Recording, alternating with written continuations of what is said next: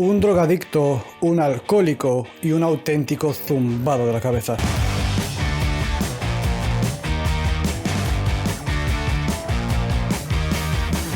I'm Steve-O and this is the Poo Cocktail Supreme.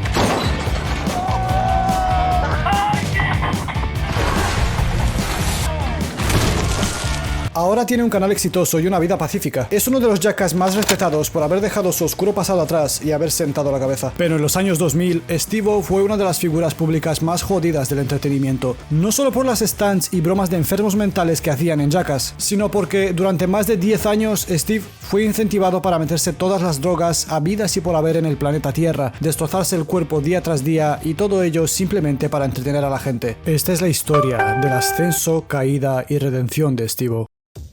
Hace ya un año que abrí el canal, y también hace un año desde que subí el vídeo de la trágica historia de Jackass centrándome en Bam Margera, en cómo ascendió hasta la cima para luego caer estrepitosamente hasta lo más bajo. No os voy a mentir, a ese vídeo le ha ido bastante bien y hay un montón de gente que lo sigue viendo a día de hoy. Entonces dije, ¿por qué no hablar de otro de los miembros de Jackass que tiene una historia de la hostia, como es Steve-O? Y como dije en el primer vídeo, actualmente todos los Jackass están reformados, han dejado las drogas y los vicios, viven una vida familiar y de personas normales, siendo el único de ellos que no ha pasado página Bam Margera.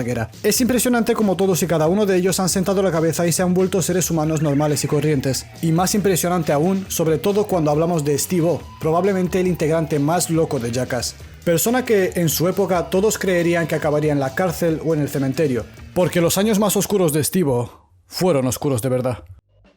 Steve-O nació en Inglaterra, aunque no pasaría mucho tiempo ya que su padre era el presidente de la división sudamericana de Pepsi Cola, por lo que estuvieron en movimiento durante varios años. A los 6 meses, su familia se mudó a Brasil, luego a Venezuela, luego a Estados Unidos, luego otra vez a Inglaterra, luego a Canadá, luego otra vez a Inglaterra, para finalmente volver a mudarse a Estados Unidos. Por lo que, hasta muy tarde en su vida, no pudo crear relaciones de amistad o simplemente conocer a otros niños / adolescentes de su edad. A lot of people assume that my last name begins with the letter O, but it doesn't. I was born Stephen Gilchrist Glover in England, which makes me British. Of course, I'm also Canadian, and if you look at my first Canadian passport, you can see that as a baby, I was traveling the world like a badass. I lived in 4 different countries by the age of 4 years old and spoke 3 different languages. Su madre tenía problemas con el alcohol, de hecho toda su familia por parte materna los tenía. As family trees go, every leaf on my mom's family tree, I think I can pretty safely say everyone has I don't even think dead or dying. I think they're all dead. I think they all died from alcoholism. Su madre era una bebedora compulsiva, podía permanecer ebria durante días o semanas y casi siempre cuando su padre se iba de viaje. En varias ocasiones fingió estar enferma para justificar no levantarse de la cama. Cuando Steve tenía 9 años, anunció a la familia que tenía cáncer linfático, enfermedad que más tarde se sabría había inventado. But like the extent of her sickness is pretty crazy. But when I was 9 years old, Mom announced to the family that she was dying of lymph node cancer, and it wasn't true. This was just to have an excuse to not get out of bed and stay drunk, which is like the most f***ed up thing. Su padre, por el otro lado, estaba todo el día ocupado trabajando. Poco caso le haría a Steve durante su infancia y adolescencia, cosa que más tarde se reflejaría en su personalidad y actitud. Según Steve, su padre no era una mala persona, solo tenía una relación fría con él y bastante distante, él estando más unido a su madre. Su padre estaba en completa negación respecto a la gravedad del problema del alcoholismo de su madre. Siempre evitaba el conflicto o hablar de ello aunque Steve lo mencionara. Según palabras del propio Steve, su padre tenía una habilidad increíble para ignorar los problemas que pasaban en su familia. Esta actitud por parte de su padre se mantuvo hasta que, durante una visita para elegir universidad para Steve, dejaron a su madre sola en casa por una semana. Supongo que para los americanos es como en ese capítulo de Los Soprano donde Tony va con su hija de universidad en universidad para comprobar cuál es mejor. Bueno, menos cuando mata al tío. Al estar tan lejos unas universidades de las otras, se pierde mucho tiempo en el trayecto, por lo que es típico tomarse una semana para conducir conducir de un sitio a otro y decidir qué universidad elegir. Al volver a casa, encontraron a su madre en un estado deplorable. No hay mucha información al respecto más que las palabras de Steve, pero debido a ese incidente, al poco tiempo, su padre reveló que estaba con otra mujer y que iba a mudarse con ella, dejando de lado a Steve y a su madre. Steve no era muy buen estudiante, se graduó y acabó el instituto a duras penas, y muy semejante a Bam y a Adam 22, su actividad favorita era el skate. ¿No veis un patrón aquí? Ingresó en la Universidad de Miami, pero fue expulsado en el segundo año debido a malas calificaciones, asistencia errática a clases e incidentes de desobediencia en la universidad. Los siguientes 3 años los pasó como un semi sin techo, durmiendo en casas de amigos de sofá en sofá. Steve filmaba sus propias escenas de riesgo. Una de las salidas laborales que tenía en mente era ser precisamente un stuntman. Y en un episodio particularmente siniestro de 1995, cayó de cara contra el hormigón tras lanzarse desde un balcón desde un segundo piso. Se rompió 7 dientes, se fracturó el pómulo, con 10 puntos de sutura en la barbilla, sufrió una conmoción cerebral y se fracturó la muñeca. Pero en 1993 decidió ponerse serio con sus acrobacias y tratar de convertirse en un verdadero especialista de riesgo. Se mudó a Albuquerque y decidió solicitar plaza en el Ringling Brothers and Barnum and Bailey Clown College, que para quien no sepa lo que es, Ringling Brothers and Barnum and Bailey... Ringling Brothers and Barnum and Bailey Clown College. Joder, menudo nombre, me cago en la puta. Era una escuela de circo estadounidense que formó a unos 1400 payasos en el estilo Ringling, desde su fundación en 1968 hasta su cierre en 1997, justo el año en el que se graduó Steve. Y estadísticamente es más difícil entrar en la escuela de payasos que entrar en Harvard. Showed up at this audition and there were like 60 people, times that by 55 auditions that year, and only 33 ended up making it in. It was statistically harder to get into clown college than Harvard. La probabilidad era bastante ínfima y la escuela de payasos era gratuita, pero solo se graduaban alrededor de 50 estudiantes al año. De hecho, el último año solo lo hicieron 33. Entrenaban desde las 8 de la mañana hasta las 10 de la noche con una única pausa para comer, por lo que era bastante duro, la verdad. Su padre no asistió a la graduación porque no quería que su hijo fuera un payaso, pero su madre sí fue y estaba muy orgullosa. Steve no continuó una carrera con los Ringling Brothers, pero combinaría las acrobacias extremas con ser un payaso. Después de eso, Steve deseaba con todas sus fuerzas que le sacasen un artículo en la revista Big Brother. Por lo tanto, empezó a realizar las stunts más locas posibles para llamar la atención, enviándoselas todas a Jeff Tremaine, quien sería el futuro director de Jackass. Probablemente lo más loco que hizo fue quemarse media cara. And after I applied, I burned my face off for Big Brother magazine. And I was still peeling my face off my pillow every morning when I got the call that I was accepted. Después de eso, todos los payasos graduados tuvieron que ir a Washington DC y hacer un espectáculo para ver si un gran circo de Estados Unidos les contrataría. El problema es que, al final, solo contratarían a 10 personas, entre las cuales no estaba Steve. Según él mismo, esa sería una parte muy triste de su vida, ya que solo el traje de payaso le costaría $2,000 y todo el esfuerzo, tiempo y dedicación que había invertido en convertirse en un payaso no habría servido de nada. Al poco tiempo, su madre enfermaría, por lo que tuvo que mudarse nuevamente a Florida para cuidar de ella. Entre tanto, el circo que debería haberlo contratado tenía un espectáculo en Miami. Steve decidió ir a por todas, vestirse de payaso y asistir al espectáculo como si fuera uno más del circo, grabándose por el camino e intentando hacer las cosas más extravagantes para llamar la atención y ver si le saldría alguna oportunidad de todo eso. Lamentablemente, una vez más, no solo no le salió nada, sino que lo echaron del estadio donde estaba actuando el circo.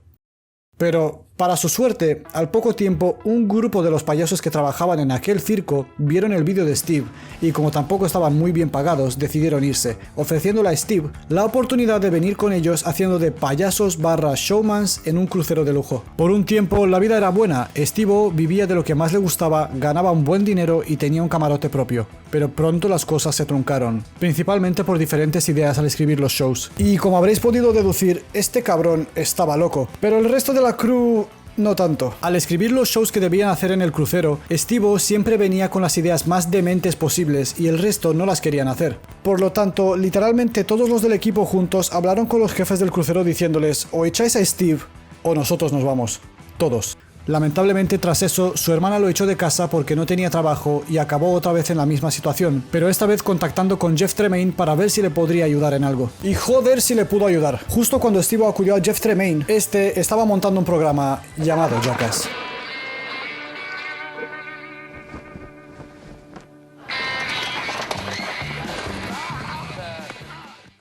Desafortunadamente, en 1998, Donna Glover, su madre, sufrió un aneurisma cerebral que la dejó muy discapacitada física y mentalmente. Vivió hasta el año 2003, pero nunca llegó a ver el éxito real de su hijo. Fue en ese momento cuando Ted, su padre, se sentó con Steve y le dijo que le había fallado como padre. No quería que su hijo fuese un especialista en acrobacias, pero admiraba su dedicación y prometió apoyar su carrera a partir de ese día. Y el 1 de octubre del año 2000, como ya repetí en el vídeo de BAM, MTV apostó por ellos y emitió el primer episodio de Jackass. Fue el programa con mayor éxito en la historia de la MTV. Este subidón de audiencias obviamente vinieron acompañados de fama y dinero, aunque más fama que dinero, porque se reportó que Steve ganaba entre 200 y 500 dólares por acrobacia, básicamente lo justo para costearse su siguiente colocón. Tras 3 temporadas cortas de Jackass entre octubre del año 2000 y agosto del 2001, la MTV tuvo la idea de hacer Jackass la película.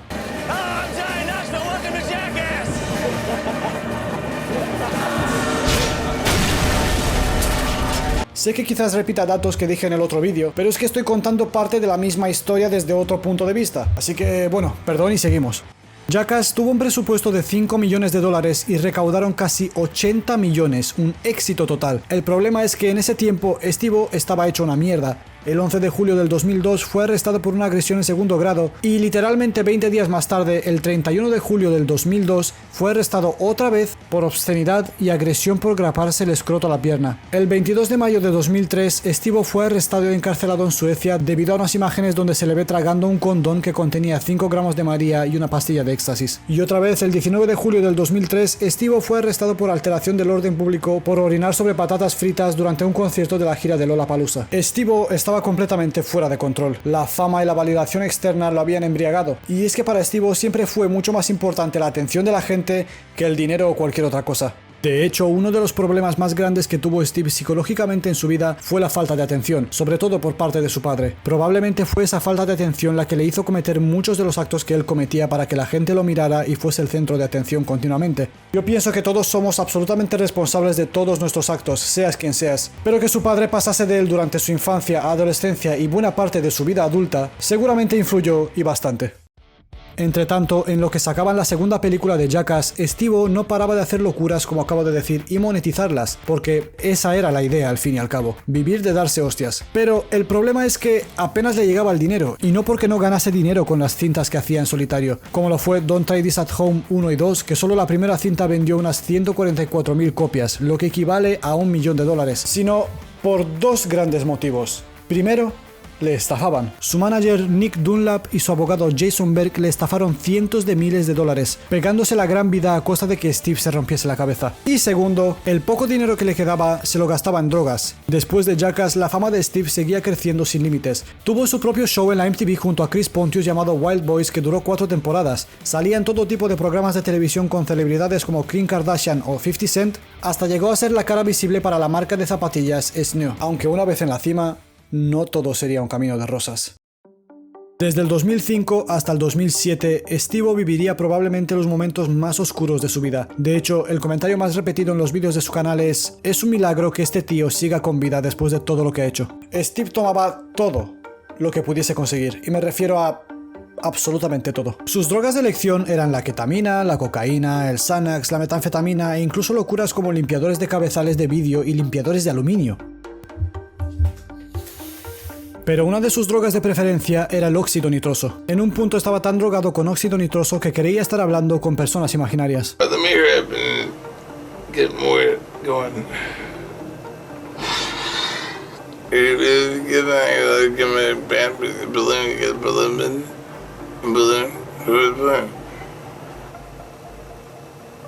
Oh my God, that was rolling.